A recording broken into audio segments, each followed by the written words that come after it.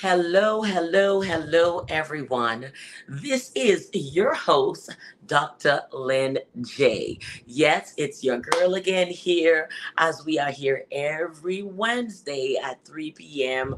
with this podcast called Emerge and Empower. What does that mean? I've emerged from a trauma, a situation. I have come away from something and I am here to talk about it, to share it, to serve my past notice that I am no longer on that street. I'm no longer in that block. I'm no longer in that city. And I am no longer called by that name. I no longer go by that name. So many of our guests have shared stories of their emergence, whether it's through marriage, health concerns, just life in general, or dealing with traumatic childhood or trauma during adulthood. So, what I would like you to do, call your girlfriend, call your friends, and tell them Dr. Lynn J is on with another segment of Emerge and Empower. I'm going to give you a moment to get yourself together. Pull in the audience as we are about to take off with today's episode that talks about anxiety. Stay tuned.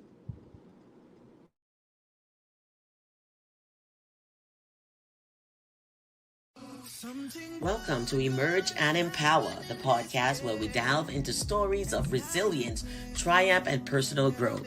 I'm your host, Dr. Lynn J., and I'm thrilled to be your guide on this journey of empowerment. Each episode, we bring you inspiring conversations with individuals who have faced challenges head on, emerged stronger, and are now making a positive impact in their communities.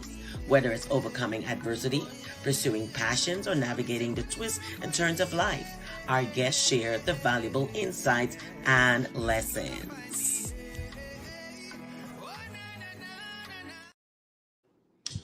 No, na na na, oh na na na, something good is happening in this year. I don't know about you, but every year I said something good and I face it with positivity. Amen. I face it with positivity, and that is my attitude in the new year. That no matter what comes, every day, every week, every month, every year, keep pushing, keep moving, and keep showing up. I want to be on the front row seat of my life. What about you? Now, let me introduce our guest on today. Her name is Toni Lashaun Wortherly, is a multi-talented artist hailing from Jacksonville, Florida, right here in our beautiful South Florida. A dynamic singer, songwriter, accomplished author, engaging speaker, and dedicated educator. Toni's life is centered around her profound relationship with Jesus Christ. Through her original music, compelling writing, and inspirational speaking engagement, she embodies the richness of connection, spreading hope and encouragement. Toni is particularly passionate about engaging with girls and women on topics such as mental health and wellness, navigating the journey of singleness, and redefining life after divorce. Her mission is rooted in boundless love of Jesus with humility while authentically shining his light with unwavering integrity.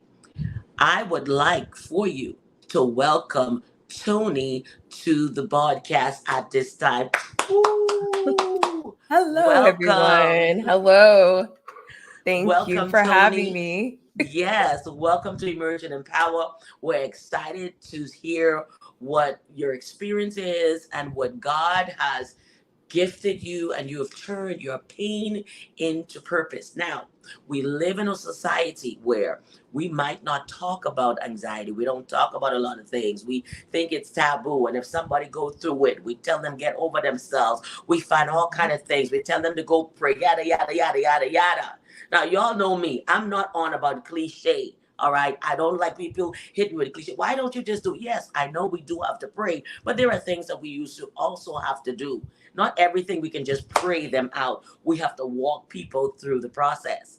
So as we are about to start, and Toni is on the seat here, she'll be driving during this segment as she share her story. Toni, go ahead and let your guests, friends, everybody know you are on Emerge and Empower. Hello, everybody, all my Toni Lashaun music fans and those who are fans of the book Pray While You Pray. I'm your author, Toni Lashaun Wortherly. Go ahead and hop on and watch this broadcast, Dr. Lynn J's Emerge and Empower, because this is about to be so good. I don't want to sound cocky, but it is a message that people really, truly need. I am on a mission. So get your girlfriends, get your kids, get whoever needs to hear this message, whoever that anxious person is in your life, get them on to watch this show. Amen, amen, amen. You heard it, you heard it, you heard it. And it's none other than Toni. Now, Toni, before we do anything else, let us introduce, tell us who is Toni in a nutshell before we go through the processes and the things that she went through in life.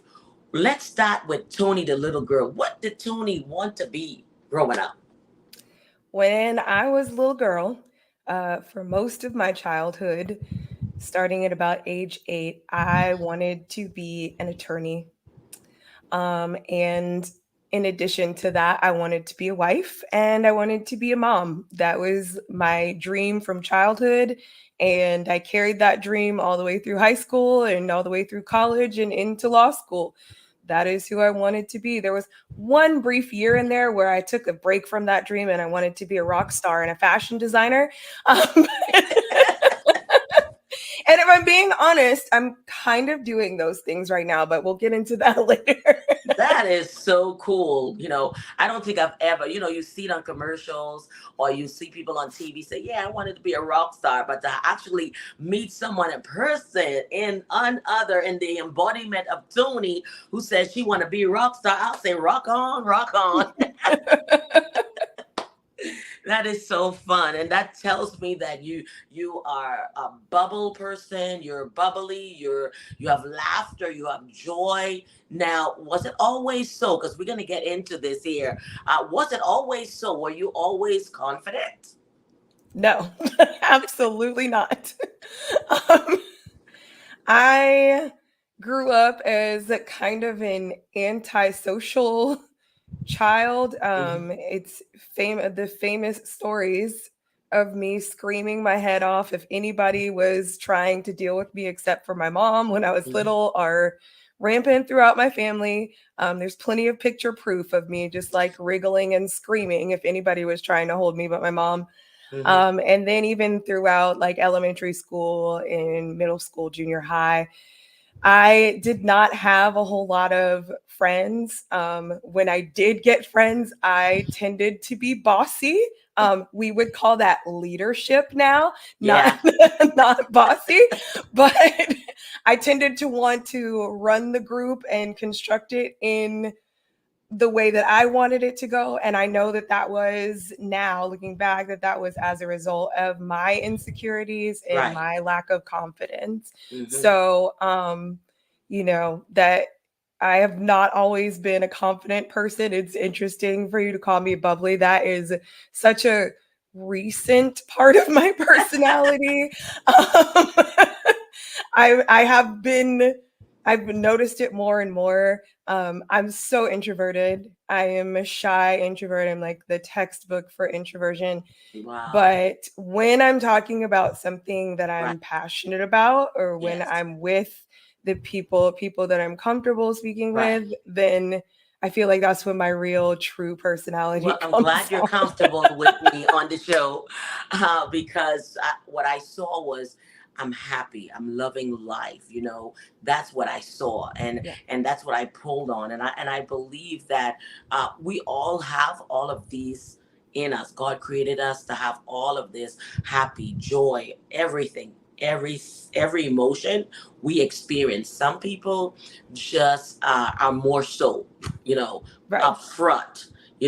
When you're introverted, you could be introverted and still bubbly, but sometimes people are deeply introverted where they just blend in. Like you had to know that they were there. They're like extreme, extreme, extreme. And so life also causes that. Environment causes that. Hmm. Confidence in oneself. There's so much that causes people to be reserved. That causes, we could just list so much as to why people like me. I always consider myself an extroverted person, but there are times that I'm inverted. Like Yeah. if I haven't met you before, I'm reserved, I'm step back, I'm watching, and if I feel the caution in the wind and my discernment is saying, this person isn't, I'm watching you. So you would think like, wow, she's must be boring. She's so serious. She's so strict. But I'm watching, I'm learning, you understand, to see, because the person you're showing me, that's not what I really see. So I'm like, yeah, let's see. So, we all have those moments. We all have those moments. But of course, when you get on a topic that you so love, Yes. it's like, woo, I'm here. I'm ready. Let's do this. So that's really good. So let's just get right into it. All right. So let's get into the question as to, can you share a bit about your personal experience with anxiety and how it has impacted your life? So I've been dealing with anxiety for as long as I can remember, but to give just a glimpse of what that's like in everyday life and how it impacts relationships, I'm going to tell a story. Yeah, go So ahead. when I was in my second year of law school, it was after I got divorced. I was seeing a guy. It was spring break. We made plans. I was going to visit some family, and he was going to meet me while he was on spring break before he got there. And so I got to where we were supposed to meet, and he wasn't there. And I called, and he didn't answer. I called his house. This was, people still had landlines. I Right. called his house. He didn't answer. I called his cell phone. He didn't answer. And I waited and I waited. And then I just kept calling and I started to Mm-hmm. panic and I kept calling and I kept calling over and over and over again. And Mm-hmm. one time I called his house and his roommate picked up and was like, "He's not here. Stop calling." And leave us alone. I'm trying to Wow. sleep. And I was like, I'm worried that something happened to him. Right. And he hung up on me. And so I kept calling his cell phone through the night. Eventually, it just went straight to voicemail. It was no longer Wow. ringing. And my mind went to all these different places, like he's dead on the Mm-hmm. side of the road, Right. just horrific places. I'm like, I don't even know where he is between where he was and where we're Right. supposed to be. Like, who do I call? And I just, I was up just racked with worry for the entire night. And Mm-hmm. I maybe got a couple of hours of sleep. And then finally the next day, he called and I was like, "Where have you been?" And Mm-hmm. instead of recognizing that I was this very concerned Right. and caring person, he called me crazy. Wow. And he was like, "What you're doing is crazy." I didn't realize that I had between his house and Mm-hmm. his cell phone called over 50 times. Wow. Wow. I just got into a panic spiral and I just kept repeat dialing, repeat dialing, repeat Wow. dialing. So when I got back from that spring break, I went to Mm-hmm. see my therapist. I had already been in therapy, just dealing with some of the stuff before my ex-husband and I broke up, and then the aftermath of that. I was Mm-hmm. already in therapy. I had already been diagnosed with generalized anxiety disorder, but Okay. this was like an extreme thing that happened. Mm-hmm. So I'm telling my therapist this story, and his Uh-huh. eyes are just getting bigger and bigger Bigger. and bigger. And he goes, "I need to get you to a psychotherapist Wow. immediately." And I was like, "What is wrong with me? Like, I know that I have this disorder." It hadn't really been explained to me Uh-huh. Uh-huh. um, in great detail. It just was, there is sometimes a chemical imbalance in your brain. And so you're Mm-hmm. going to have more worry, more anxiety than other people. So Right. I went to see the psychotherapist. I told her the story. I told her some other stories, answered all of her questions. Mm-hmm. And that is when we decided with my team of therapists and myself that it was time for me to go beyond just talk therapy Right. and to take medicine because I needed something to help me get back in control of that anxiety. Mm-hmm. For people who are not familiar, generalized anxiety disorder is not regular old anxiety. There are several Mm-hmm. anxiety disorders. It's a mental health condition. It's characterized by excessive and persistent worry. So when I say I've been worried since I was a child, I Right. literally mean that. Like, worry has been a constant in my life from the time that I have memories. I have memories of worrying about things. Worry. It's excessive, it's persistent, it's affects your daily life, it affects your Mm-hmm. relationships, and it's usually disproportionate to what the actual situation is. For Mm-hmm. example, many of us have had a situation where someone comes to us and says, "Hey, I need to talk to you." Right. Right? Okay. For a normal person, that might cause a little bit of anxiety, like, "Oh, what do we need to talk about?" Right. Right. For a person with generalized anxiety disorder, if you say, "I Mm-hmm. need to talk to you," and you give me no other context, Right. my mind jumps to the worst Worse. possible consequence of that talk. Like, if it's Yeah. my boss and he walks by and says, "Hey, Worthley, I need to talk to you later," Right. I'm like, I'm getting fired. Like, Right. I need to start looking for a new job because Mm-hmm. why does he need to talk to me? Like, what is going on? So Right. my Right. mind tends to go to the catastrophic. There's a lot of Worst case scenario. catastrophizing, absolute worst case scenario. Wow. And the other thing with generalized anxiety as opposed to regular anxiety is regular anxiety, there's usually a situation that causes it, Mm-hmm. something, normal where we have to public speak, we have to perform in public, we Right. have a change in our life status, our job, our relationship, our Mm-hmm. finances. Generalized anxiety disorder, the worry is not tied to a Do any. situation or a scenario, and it can come from seemingly nowhere. There have Wow. been times when I am just driving, Mm-hmm. minding my business, Right. and all of a sudden I start seeing catastrophic event after Mm-hmm. event after event. And I get to where I'm going and I don't even know how I got there Mm-hmm. Mm-hmm. because the entire time I was driving, I was trying to battle these anxious Wow. thoughts that I'm having. Wow. Um, yeah, it also caused a lot of insomnia, I'm lots of sure. sleepless I'm sure. nights. Because worry do keep you awake. Yes, lots of insomnia, which leads to Mm-hmm. fatigue, which leads to all kinds of other health things. In Mm-hmm. case anyone's wondering, I did become a lawyer. I did pass the bar, but I could not Yes. continue to be a lawyer. I only practiced Wow. for 3 years because my anxiety led to physical health problems too. I had a lot of Wow. gastrointestinal issues that were anxiety induced, and it just was not good for my Mm-hmm. physical health. So I Right. transitioned from being an attorney into being an educator. Wow. Yeah, because what people don't realize is when you're worrying, and the stress of the worrying is taking a toll on you physically, right? Yes. And on top of that, with insomnia, it also adds fatigue, which actually is just making the situation even worse. Mm-hmm. You understand? Because you're already worried, you're not sleeping, you have lack of sleep. Now your brain is actually even more heightened. You'd understand to worst case scenario, you're already tired, you're going through the motions. So it just keeps piling and piling and piling. And there are times I'm sure you had crash low moments where it took a toll, Oh, it yeah. brought you down, right?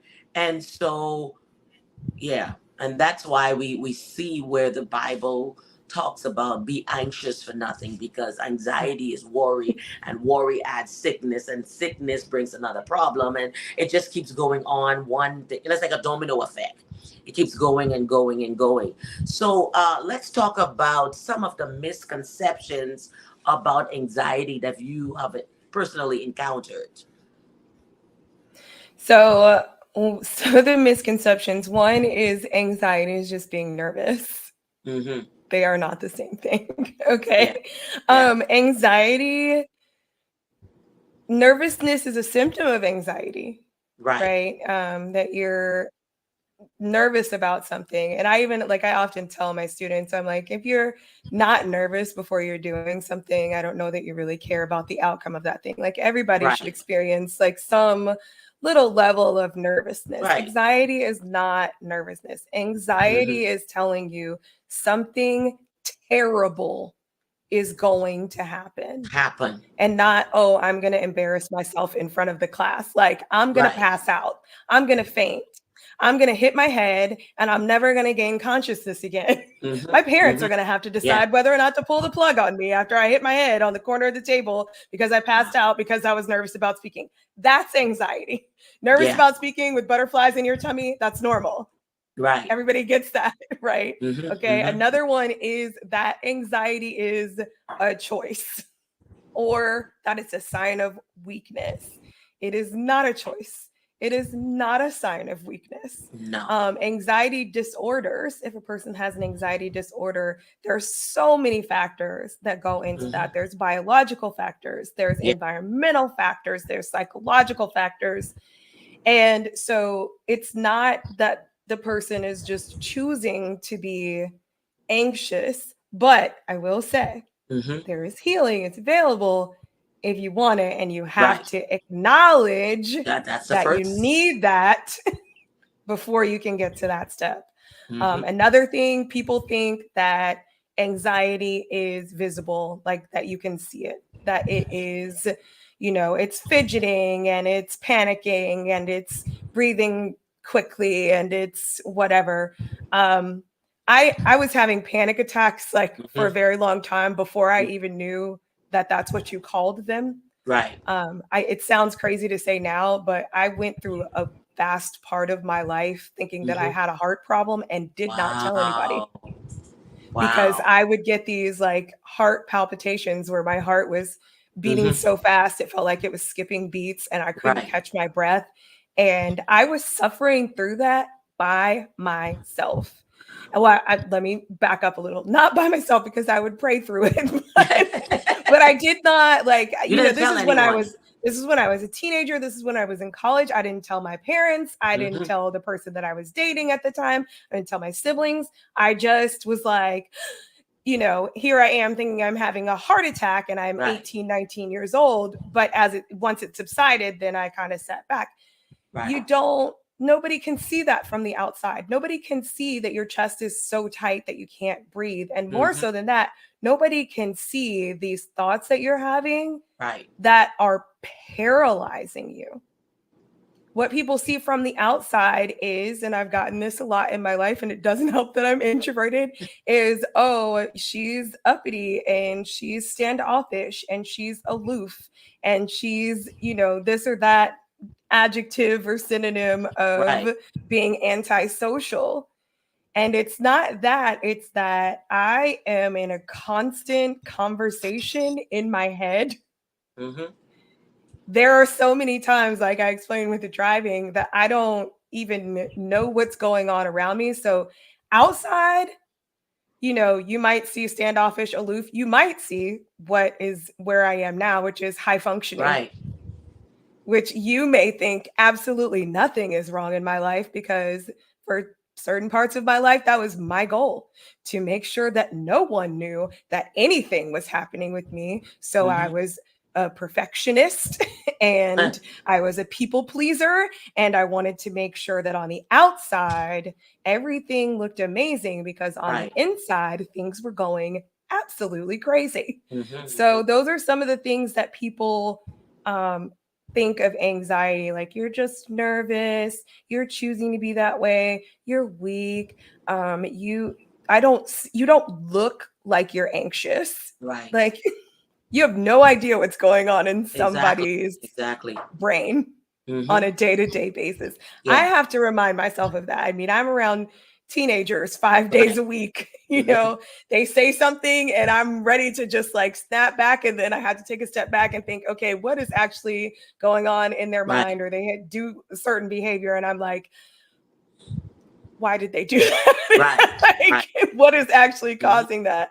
Yes. So, there's a lot of misconceptions out there that lead people to believe that anxiety is not a real issue. And Right. unfortunately, because of that, people who battle anxiety don't speak up about That's it it. Don't talk about it. Yeah. because there's such a stigma of it being a weakness, Right. of it being a choice, Right. of it being easy to get over. Mm-hmm. Mm-hmm. Yeah. You said a lot, and that's why this is the new word I'm using more often. I find is people are suffering from invisible Mhm, conditions. So mhm, for someone to say you don't look, what are they comparing with? What did you see to show that somebody was anxious? Because when someone is nervous, nervous is, we get nervous. I'm a speaker. There are times I have confidence, but there are times that I'm nervous, like, wow, I'm not sure. Maybe I should have researched more. You have a lot of things on your mind. Will they mhm, receive me? You have all of these things that happen. But then once you start talking, you get over it. It's over. But anxiety is a whole different scale and on itself, because now you're thinking, I'm going to be up there. The worst thing is going to happen, And so the whole time, you're in that worst case scenario. And I've met people who always are more pessimistic. That's almost like a pessimistic trait of thinking, oh my God, the worst thing is going to happen. mhm, Now, I'm going back to when you had those calls and you were doing those calls, and you didn't even realize you called for mhm, 50. You were already worried about this person, which was genuinely sincere, but you added that now with being anxious, and it took it extreme. So now they're like, man, she's crazy. That's what they're saying. Something's wrong with her. Like, why did she call like 50 times? Like, get the picture, get the point. All right. And so now you're being said, oh, that's the stigma now. She's crazy. So mhm, people probably at school are saying, what, don't even mess with her. She's crazy. Hence the experience, blah, blah, blah, blah, blah. And now you already was dealing, you know, that was a moment for you that this happened. All right. But it didn't happen right away, right? Because you didn't get the help right away. This is eventually later that you got the help and got the diagnosis to realize that this was the case that happened to you. And I'm sure there's people who are watching here today. Maybe you were silent like she said she was for years. Thinking that she had first of all, if I think I'm gonna have a heart attack, I'm gonna tell somebody. She didn't even feel she wanted to tell somebody what was going on. Because to feel like you have an heart attack is like somebody's got to know. Because you're going through this over and over and over and over. Maybe you think, well, it's gonna pass and I'll be fine. And then it comes again.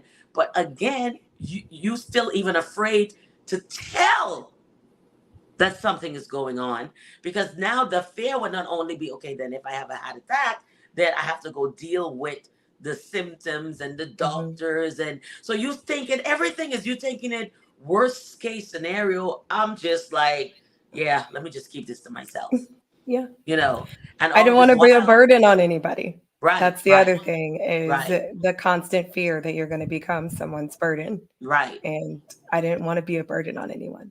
Wow, wow, wow. That is totally amazing. So then how do you differentiate between normal levels of stress and anxiety? And when does anxiety become a significant concern? So how do you differentiate the two? So, like I said before, everybody experiences some level of anxiety when Mm-hmm. there's a life change going on. When you, like we mentioned before, public speaking, like Right. everybody experiences some level of anxiety. It's Mm-hmm. connected to a specific event or Mm-hmm. situation or circumstance. Right. And that's normal. And so if it's just a normal, like my leg is shaking, I've got butterflies in my stomach, and Right. then after the event passes, it goes away. Right. That's okay, Right. right? Mm-hmm. Stress. My sister is actually a mental health counselor, and I remember she gave a talk once where she was like, stress is not always bad. Like, it's branded as something that's bad, but there's good Right. stress and there's bad stress. Like, it's just your body's response to To it. demands or pressures that you have going on. And Right. so it can be bad stress if you, like, start overeating, or you Right. start like, Mm-hmm. not sleeping. But good stress if it like keeps you focused, or Right. like when you're a student and you have that assignment's due and you're like Right. stressed out, it's due on this deadline, and Mm-hmm. that is keeping you focused and that's helping you to concentrate. Right. With an anxiety disorder, and there's different ones. I have generalized anxiety disorder, there's social anxiety disorder, there's Mm-hmm. panic disorders, there's other disorders. With Right. those, the difference is the intensity and the duration. Oh, huh. Okay, so with regular anxiety and regular stress, you're in a situation, Mm-hmm. you're feeling nervous about it, you're stressed about it, it happens, you're done with it. Right. When you should start becoming concerned is when that thing passes, Mm-hmm. but you're still obsessing over it. Or it's started to lead to other thoughts that are not even related to Do it. that situation, Mm-hmm. Mm-hmm. or that you have this anxiety, anxiousness, stress, worry, and there's not even a situation that it's tied to. Like, Right. nothing has actually happened. You Right. just all of a sudden have a feeling of dread that someone in your family is Mm-hmm. going to die or be hurt, or Right. something is going to happen, and you see very clearly this scenario, or you hear very clearly this scenario, Mm-hmm. and it is absolute reality to you, but there is no evidence or indication that that is actually going on. Happen. Mm-hmm. That is the difference. Anxiety disorders have an impact on your functioning. Mm-hmm. They paralyze you. They make it hard for you to work. They make social situations difficult. They make Difficult. relationships difficult. Regular anxiety and stress don't do that. Right. And like I said, with regular anxiety and stress, you can usually, like, once it's over, it's done with, you're on to the next thing. You're not Right. thinking about it. Mm-hmm. But with anxiety, um, that is a disorder that you should be concerned with. Right. It will take some sort of treatment Right. in order to get your life back on balance. Got you. Got you. Now, you said you were married. Mhm. Now, do you think the condition that you were in results of the separation, or was it just normal things? What? Because usually when things happen, people would say, "Here's why we're not together," or "Here's why we're not together." And I know with being anxious and anxiety, now this is gonna put you in a place where we blame ourselves regularly, right? We already Mhm. blaming ourselves when things go wrong. All right. So here it is. You're faced in this situation, and you're in a personal level, in a relationship. How was that? So I've had half my life Mm-hmm. to look back and analyze everything that happened in that situation. Mm-hmm. I'm Mm-hmm. 46 now, and I got divorced when I was 23. So Oh, that was young. That was a it's long time literally ago. been half my life. Yeah. So first and foremost, I know this to be a fact. Mm-hmm. Anxiety caused me to get married. Okay. Wow. Wow. Um, and here's how. I told you before, Mm-hmm. my goals, my dreams growing Right. up were to be an attorney, to be a wife, and to be a Right. mother. Mm-hmm. Through middle school, high school, I didn't really get a whole lot of attention from guys. Mm-hmm. I had one boyfriend from my senior year and my Mm-hmm. early college years. We broke up because we probably never should have dated in the first place. We were Mm-hmm. much better as friends. We're still friends to this day. Okay. That's good. Um, but after him, I just had like different people in my life, but nobody was really sticking to be the person that I thought I might marry. Right. Mm-hmm. When I met my ex-husband, like a few weeks in, he said he wanted to marry me. Mm-hmm. And then anxiety kicked in and told me, if you don't marry this man, you will never be married and you'll never Oh, be wow. a wife, and no one else will ask you, and you're going to be old and you're going to be lonely, and none of your dreams are going to come true. Wow. And so, even though before we got married, several people tried to talk me out of it, and I saw Mm-hmm. several red flags, in my Right. mind, this was my one opportunity, One chance. my one chance. And if I didn't do this, I was never going to get married. So there was a part of me that knew going into it, this is not a good idea. But the louder part of me said, well, now you have all these people here. And if you don't go through with it, you're going to look like a failure. And failure to me at that time in my mind was fatal, because I needed everyone in my life to think that I had everything in my life together. So I got married, and I stayed married for 20 months. Like, I sound like I'm describing a toddler. Meet my marriage. It's 20 months old. Like, and probably 12 of those 20 months were miserable. And yes, anxiety played a lot into that. I started law school soon after we got married. So there Uh-huh. was the extra added pressure of Mm-hmm. that. We moved cities away from our family. There were Mm-hmm. times when I was separated from my family, and that made me more stressed out. And there were just a lot of situations that went Right. on. I own my part in it. Right. I have apologized It to takes him for two. my Yeah. part in it. And he had his part in it, and ultimately, I tell people, the Bible said that it was okay that we got a divorce, so you can Mm-hmm. infer from that what you want to, but Right. it Right. was for a biblical reason that we Mm-hmm. ended our Well, marriage. that's clear. That's clear. That's clear. At least you have that as a, what do you call it, a justifiable cause Correct. for that. But I like what you just said about fear being fatal, because a lot of people do things out of fear.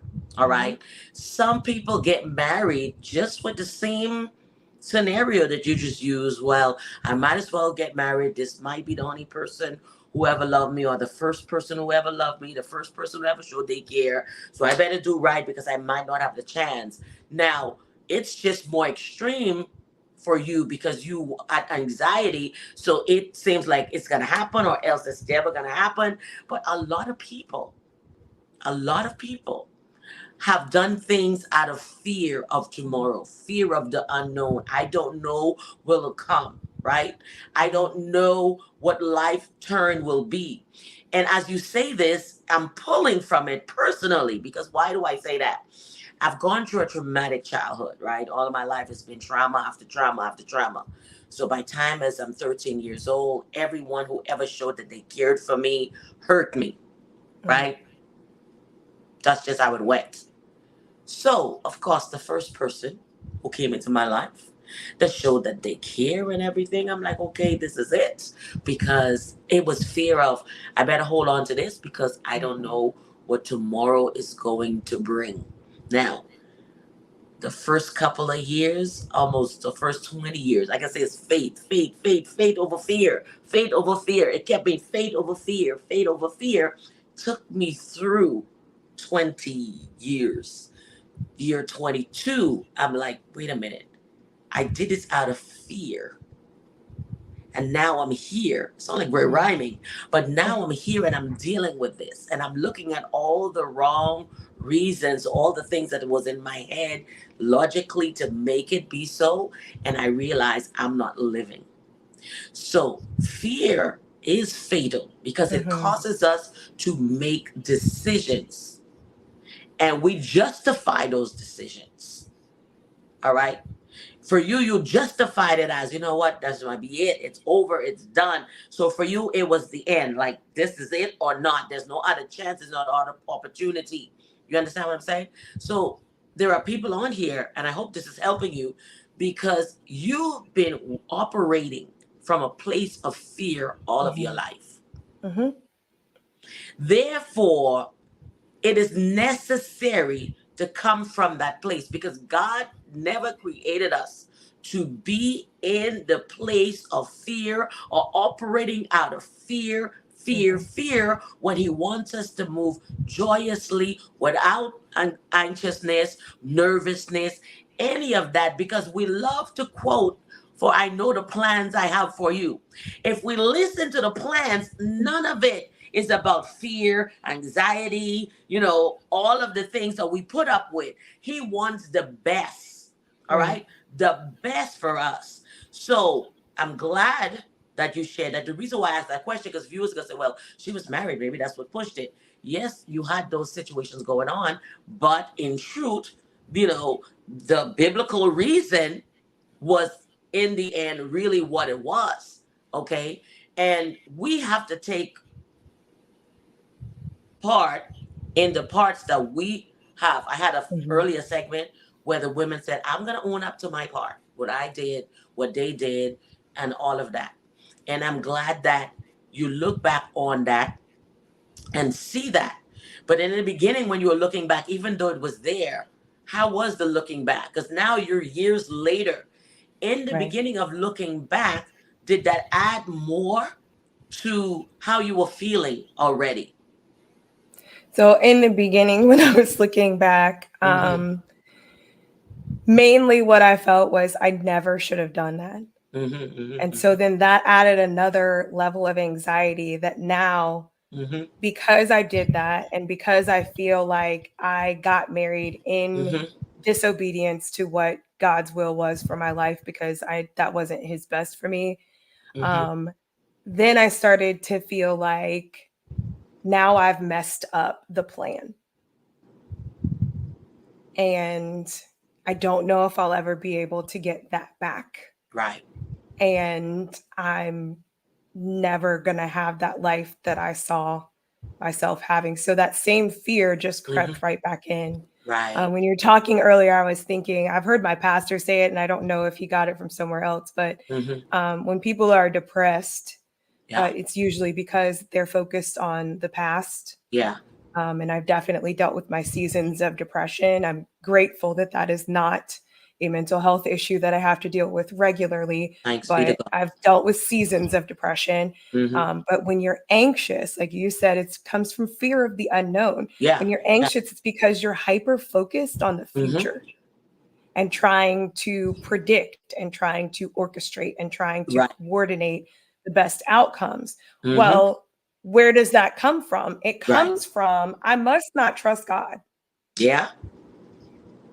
Because if I trust God, I know that no matter what my actual situations are that are facing me, Mm-hmm. He's going to work it together for His glory and for my good.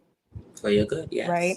Yes. Does that Yes. mean that my life is going to be all peaches and cream and everything's going to be perfect and I'm never going to get sick? No, that's not what that means. That is such a common Oh. misconception about having a relationship with Christ, that your Yes. whole life is going to be like in this, rose colored tapestry. No, Yeah. God promised through Jesus, there will be trouble. It's in there. Read the book. Yes. It's in there. Trials and you know, tribulations. he gave away the ending. There will be trouble. Okay. Spoiler alert. It's going to happen. It happens Yes. in different measures, right? But we still have to trust Right. that God is going to get us through that. And I actually had a conversation the other day with a friend, and she Mm-hmm. was like, I don't understand why God put me through this situation. Mm-hmm. And a few minutes later, she was telling me about how she was sharing her testimony with other people. I said, that's why, sweetie. That's That's why. why. That's That's why why. you went through that. That's why Yeah. I went through the stuff that I went through. I Yeah. could get mad at God. I have been mad at God for Mm-hmm. different things. I've been Yeah. like, why did you make me this way? You knit Right. my brain together. Why did you put this in there? Right. I've had those moments. Okay. Mm-hmm. Mm-hmm. Like We all I have. tried to We do all have. things. I tried to follow the rules. That didn't work. I broke the rules. That didn't work. I don't know what Said. you want me to do.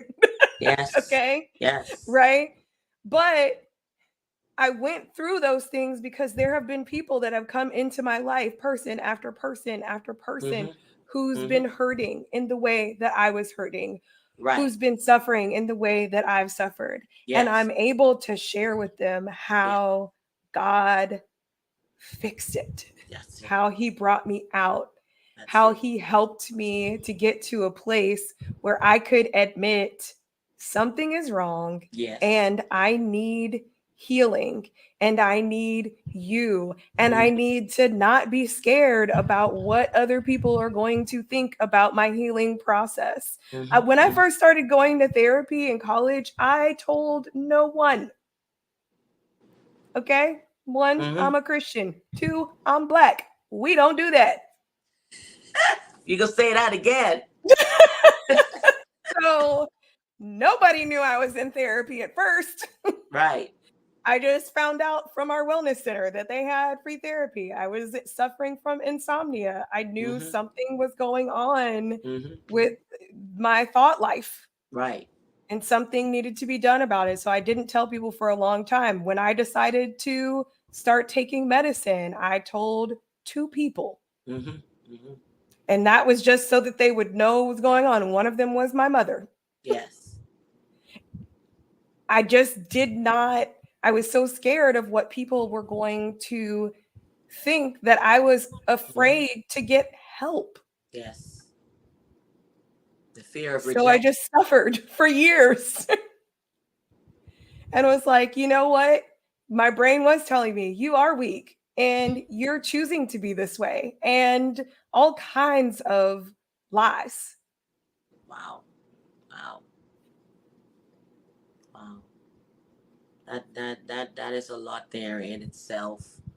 Um, we all deal with some type of fear, but when it goes on an extreme level, as such, I mean, it's like even hard to imagine an individual going through that alone. I mean, it's like I understand, and I say this all the time, even when I bring the word about Jesus leaving the 99 to save the one. And I'm always looking at the state of the one. What is that one going through that he left the 99 to go through them?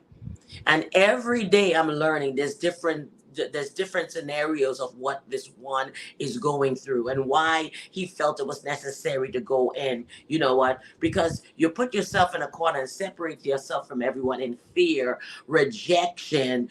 All of this is on that causes people to go. Because I notice that when a lot of people go through, they go through alone and they Mhm. go through silent. And that is really the plan of the enemy, because he don't want you to get help. He wants you to stay in that darkness, to stay in that place until you disappear.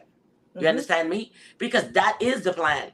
So instead of, and I'm saying this to our viewers, because you heard what she said, instead of going into yourself and being alone, tell somebody. And the worst thing is when you think people should know, you cannot tell when someone is going through.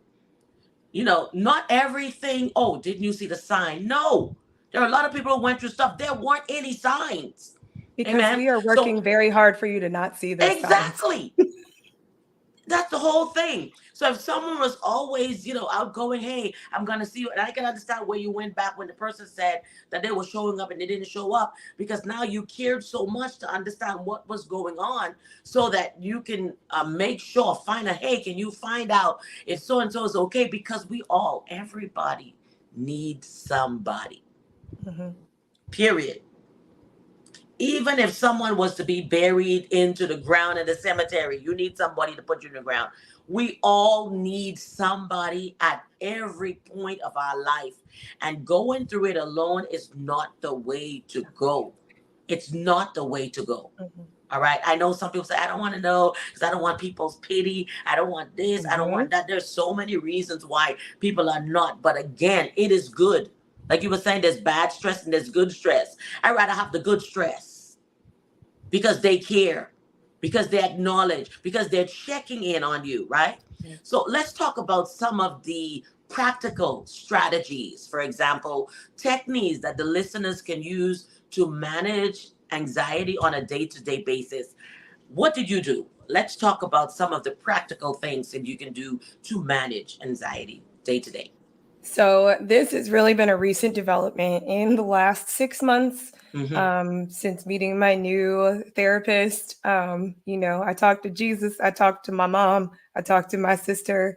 My mom and my sister were like, "You need to talk to a therapist. Jesus, Mm-hmm. help me find a good therapist." So, so in my therapy sessions and being with him, I finally got some of these practical steps. And then after that, I'm like, Mm-hmm. I am itching to share these with other people. So I Okay. used to say that I struggled with anxiety, and now I feel like I'm in a position where I'm ready to battle anxiety. Like it's a fight, but I'm Mm-hmm. ready to take up arms. That's it. And That's it. so I have three steps for battling anxiety. The Mm-hmm. first one is listen to your anxiety. One of the things that I loved to do was to Mm-hmm. try to drown out the noise in my head and not Mm. actually listen to what it was saying. In Wow. therapy, my therapist made me sit with my thoughts. And I was Mm-hmm. like, I don't want to do that. And he was like, why? And I was like, because I'm afraid of them and I don't want to hear what they're saying. Like, I Right. don't want to think about what I'm thinking Mm-hmm. about. But he made me Right. do it. And in doing that, when I actually listened to what I was thinking, I heard how asinine my anxiety was. Like the Wow. thoughts that were actually coming into my head were so ridiculous and outlandish and unlikely to happen. And then I Right. started to think, when in my life has my anxiety ever said something was going to happen and And it it did? happened. Never. Yeah. It's never happened that way. Have Yeah. bad things happened? Yes, but not the way that's been whispered into my ear, Yeah. not Yeah. the way that's been whispered into my brain. Mm-hmm. Hasn't Mm-hmm. happened like that. I call anxiety my broke best frenemy.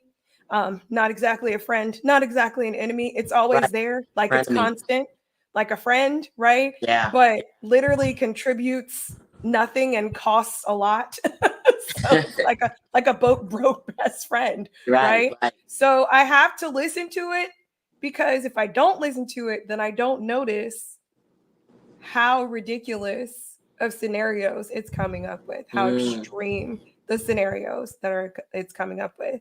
So the Right. second step after listening to it is learning from it. Okay, Right. this big, beautiful, intricately made, delicately made, complex brain of mine has a superpower. She is extremely creative. Mm-hmm. Okay. Now, Mm-hmm. let me take this very creative and ridiculous thought that my mind has and let me break that down and let me notice what that is, because our feelings, our anxiety, and any other feeling we have, Mm-hmm. our feelings are not our identity. Our feelings Say are that. indicators. Indicators. Yes. They are indicators of something that is going on. So when you actually take the time to listen and learn and notice, what is it that is contributing to this thought that is detrimental to my life, or this Mm-hmm. thought pattern that's detrimental to my life right now? Right. Peeling back the layers. What is actually causing it? In Right. this last session that I had with the last time period of time that I was going through therapy, Mm-hmm. what I realized was I had unresolved grief. Um, I had several people that I was close to pass away in a short period of time. Mm-hmm. There were a lot of changes that happened in my life, pre and post pandemic. And my life didn't look how I thought it would look at this point in my life. All of those were things that I needed to grieve. Right. But again, just like with anxiety, I the stigma is like you can't be in that for too long. Right. So Right. I repressed my grief and I repressed my grief. And what would happen is, people say grief comes in waves, but instead of Yes. it coming in a wave, it came in a tsunami. And my Wow. grief would actually absolutely knock me over. And I was literally not sleeping. Like I would take my daily naps, but at night I was getting no rest. I had sleep Mm-hmm. tests done. I went through all kinds of stuff and I Wow. was just suffering. And then finally, thank God for my mom. She was like, "You need to find a new therapist." Right. Like you need The to, truth is that you you need, mean just like if last week, one she was isn't like, working, "You need to take like a nap." hello, She it's was like, true. "You need to find a new therapist It's because true. I can talk to you and I know you're praying and I know that you're doing everything that you Mm-hmm. can think of, but you need to find a new therapist." I was absolutely adamant that I did not want to go back Right. on medication because I don't want to be dependent on medication. Some Right. people are at an extreme level where they do need to, if your doctor says you need to be on the Mm-hmm. medication, you Mm-hmm. need to be on the medication. Right. And so for the longest time, I was afraid to go to a therapist because I didn't want them to prescribe me medication. But at this point last year where I was like, can you just give me a pill? I Right. just want this to go away. Like, I don't want to deal with it. And my therapist said to me, no, if you want me to get rid of the problem, I'm not the right therapist for you. If you want Mm-hmm. me to help you work through the problem and understand how to actually deal with it, then Right. I'm the right therapist for you. And I was like, okay, here we go. So, so, like I said, he was exactly what I needed. I needed somebody that was just going to be That's very it. like frank and blunt That's with me it. and be like, listen, That's I it. can send you somewhere else if you want a pill, but if you want to actually Right. really deal with this and see what's, and so it took some weeks and some work, but we Right. finally got to the root of the thing, and we learned from that anxiety what I was really dealing with Mm-hmm. was feelings of abandonment that came from people close to me dying, Yeah. and the fear of abandonment, the fear of being alone, Yes. because I'm not married and I don't have children, and Mm-hmm. I had not mourned the fact that that's what I thought my life would look like, and Right. that's not what it looked like. Because to me, it felt like if I was sad about it, that I wasn't being grateful Right. to God for the life that I do have, because I have a wonderful life. I Mm-hmm. have nieces and nephews that are amazing. I have a job that is fulfilling. I Mm-hmm. have a music career that's awesome. There's a lot of things that I have going on for me, Right. and it Right. just felt ungrateful to be like, God, I'm sad that this part isn't happening Yes. when Yes. he'd given me so much. But by burying that, I was just causing more and more problems, and that was exacerbating my Right. anxiety. Anxiety. So Yeah. the third step, once you listen to your anxiety and learn from your anxiety, is then you can work on Work limiting on it. your anxiety. Yeah. And you can limit your anxiety using grounding and gratitude. Grounding, there are different techniques. I like to use the five senses technique. So Mm-hmm. anytime I feel like I'm going into like an anxious spiral, or Uh-huh. maybe even feel a panic attack coming Mm-hmm. on, you can use your five senses to bring you back to that place. I don't know if you remember earlier, I said sometimes when I get into that cycle of thought, Mm-hmm. like I don't even know where I am. Like I Where you are. disappear. Like Yes. I check out. And Yes. so it grounding brings you back. So if you are with someone who's going through a panic, or if Mm-hmm. you are going through a panic, the five senses that I use, I'll say, like, tell me five things you see in this room right now. Uh-huh. Uh-huh. Tell me four things that you hear going on around you. Mm-hmm. Touch three things in this Mm-hmm. room right now, right? Yes. What is your favorite taste? What is a taste that you like to taste? Right. Right. Right. Okay. What is the favorite smell that you have? If you walk Mm-hmm. into a room and there had to be like your Right. favorite smell, what is it? And usually then that brings you back into the space of reality. Like, okay, Good. I'm back. That's the first Good. step. We got to get back. Because now Like, you you're got to get back conscious. into here, into Yeah. now. You got to experience now and be in now, and not be in somewhere over there and Right. way beyond now and in the future and in other places. You have to Mm-hmm. come back to now. And then once you get into the now, you can practice gratitude. Now, I will admit, there are days when my gratitude practice is kind of petty, and I Mm-hmm. start off real sarcastic. And I'm just like, thank you for waking me up. And thank you that I have a house. And thank you that, Yeah. but eventually, as your anxiety starts to come down, it Right. Right. becomes more genuine. And it's like, thank you, God, for getting me through this. Exactly. Thank you, God, for being here for me. Thank you, God, that you're constant, that I can count Yes. on you, that, when it's late at night and I'm panicking and I don't want to call anybody and wake them up and scare them Right. half to death, that I can talk to you and that Mm-hmm. I can keep talking to you. Thank you that I can cry and that Right. I can scream, and that you're not going to hate me and that you're Yeah. still going to love me. Thank Yeah. you that I'm yours. Yes. Once you identify like who you are and whose you are, Gratitude is one of the best. oh, gratitude. Yes. Be thankful. I used to be so afraid. You mentioned the verse earlier. It's on my shirt. I don't know if you can see Philippians 4:6. Be Uh-huh. anxious for nothing. For That nothing. verse used to haunt me because I thought, oh my gosh, I am the worst sinner of all sinners because I am anxious all the time. Right. Right. I was Right. anxious about this thing falling out of my ear, but Nobody's it's worried just gonna about have to that. be on camera. So Nobody's worried about that.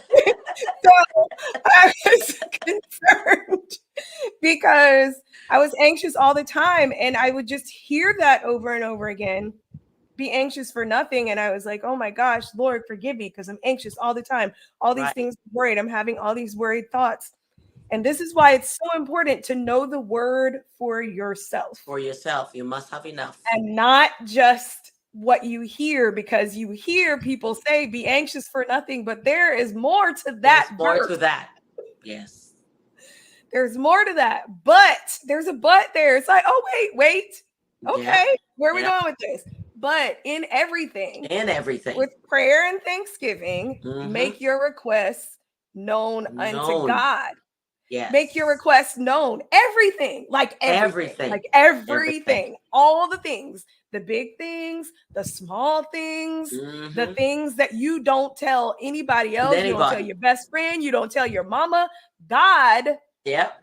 wants you to talk to him about those things, That's the it. ugly things, Yes. the Yes. nasty things, the terrible, I can't believe I had that thought, oh my gosh, Oh, things. yes. Oh, Because yes. nothing surprises him, but he just wants to love on us and he just That's wants to it. be close to us and he just wants to hold us in his care, but he wants it to be voluntary. Yes. He's not always going to just pull you into a bear hug and be like, come here.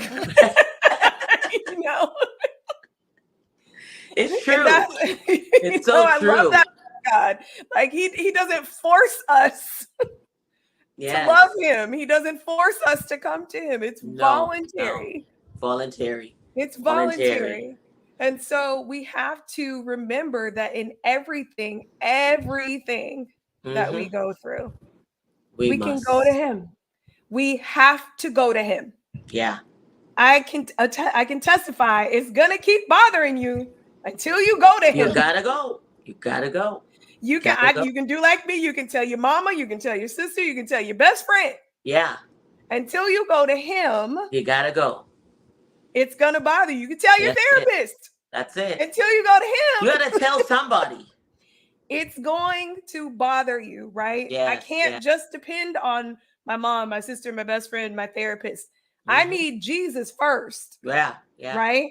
Mm-hmm. And then through those people that he knows, I hear their voices, I trust their people. I joke with people all the time because, they say God speaks to you in a familiar voice. Right. And when I'm about to do something that I know I had no business doing, Right. the voice I hear is my daddy's. My actual earthly daddy. That Yes. is the voice that I hear, but it has much more of a Right. heavenly tone to it, like Toni Lashaun. Now you know, Mm-hmm. right? Yeah, So it's true. God will It's use the true. people around you who love you, who nurture Right. you, who care for you, but go to Him first. God's Yes. not a last resort. Go to No. Him first. There Yes. are 1 in 4 people in this world dealing with anxiety. One in 1 in four is 4. a very big number. And that's why I say we do have to come back because there's got to be a part two. Who knows? We might go to part three because we cannot rush through this Yeah. topic. So, as the Lord would allow you, we need to revisit this. And I do not believe this is a one time, right? Because I've had segments where they had to continue, and this is one of them, all right? So, we have to continue because there's so much more to elaborate on. There's Yeah. so much more to bring forward. There's so many layers that we need to peel away. We cannot do it in just a segment, right? Just in this segment. So I'll say to you, stay tuned for part two. That's what I would say to you, because this has a lot and it's a wealth of information.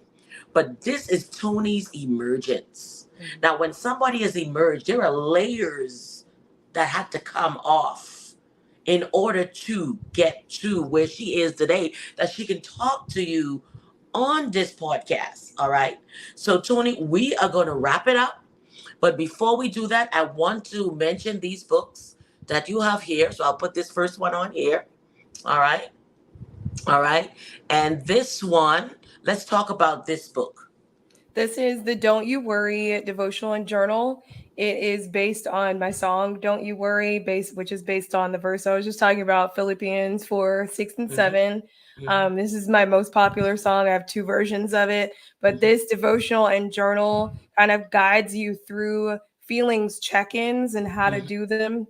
And just some of the different stages of anxiety, the struggle of anxiety, how it sneak attacks you, but what the Savior has the ability to do to guide you out of that, and some strategies in dealing with anxiety. And then it also is a journal, so you can write out your thoughts and really confront and pay attention to what you are thinking, feeling, experiencing. All right. We're going to elaborate that on part two a little bit more when we come back. And let's go to here. We have your devotions. This one. Pray While You Pray is a book that I wrote for I really wrote it as my own personal journal for my journey into singleness after divorce, and trying to Hmm. just figure out how to navigate that life in that Hmm. world when I thought that I would be a married person. All So right. the So original it book accompanies is this my book, testimonies correct? on that, and the devotions. Yeah, yes, they go together. And so the devotions are based on the scriptures that I used in the book Pray While You Pray. And they are the all of my books are available on Amazon. The Pray While You Pray devotions, as well as the Don't You Worry devotion. There's also a version of those on the YouVersion Bible app. Wow, you version that says a lot. So Tony, we do thank you on today for being here on Emergent and Power. And we are truly blessed. And everyone, I'm saying this to you, look up for part two, because there is so much. This is needed in our society. We didn't even get to the church phase of it, the spiritual sense of it, Right. and how Yep. people see it, because, there's got to be the churching part in that, the praying part in that. So there's a lot, how you trying to cast it out like it's demonic and all of that. There's so many layers. So I'm telling you to stay tuned for part two. Stay tuned, stay tuned, stay tuned, because there is more to this and we cannot bring it to you in one segment. So, Tony, before we closed off, let everyone know where they can find you. And also, before you even say where they can find you, what is a word that you would like to say to that individual today, whether it's a mother that's going through it with their children, or an individual who's been secretive about it through their whole life and haven't shared it to anyone? What Say a message to this person right now before we close out. For the person who is suffering in silence, please understand that you are not alone. Like I said before, 1 in 4 people deal with anxiety. Less than half of those people seek treatment because Hmm. of their fear of a stigma. You're not alone. There are ways to deal with it. There are people who are willing to help you. God is on your side, and he will help you through it. So please do not suffer alone. Thank you, thank you. And now, where can they find you? Yes, they can find your books. The links will be in the bio where you can connect with Tony. All her links will be in there. But again, there are people who don't want to read; they want to hear it. And while you're saying it, they want to go look at the time. How can they find you? You can find me at tonilashaunmusic.com. There are all of my music is there, access to my books, access to, I said I was a rock star and a clothing designer, access to my merchandise that I've designed based around my books. Merch. Um, you can find my social media there. Most social media, I'm Toni Lashaun Music or Toni Lashaun Christian Music. Yeah, and so tonilashaunmusic.com is where you can, like, a hub for finding everything to get to the books or get to any information or just get to uplifting music that will help you out there. I have playlists on there to kind of help people through rough times. Wow, that's a lot. That's a lot on today. And Toni, we do want to thank you for being here on Emerge and Empower. And I do thank you for being a wonderful guest on today. And listen, stay tuned. Toni will be back. All right. Thank you so much So for much, having me. everyone. You're more than welcome. Thank you so All much, Toni. Thank you. All right, everyone. As you know, this has been Emerge and Empower podcast, and we had a wonderful segment. So, we will be coming back with part two because anxiety is very real in our society today, and there are many people that are dealing with the invisible condition. So, all of these segments are talking about different conditions that people have faced, and we're just going to target and try to bring in as much as possible. Now, if you have a story to tell, or there are certain topics that you would like to see us bring on this podcast, do let us know by sending us an email at emergeandempower@gmail.com. We also have a magazine, which is Emerge and Empower Magazine. We would like to do spotlights on individuals and also share their stories on our digital magazine. You have many opportunities to be a part of the podcast. Do you have an ad? Do you have something that you would like to share to the public audience? Reach out again at emergeandempower@gmail.com. And I want to thank you once again for being in the audience. God bless you and love you. Until next time.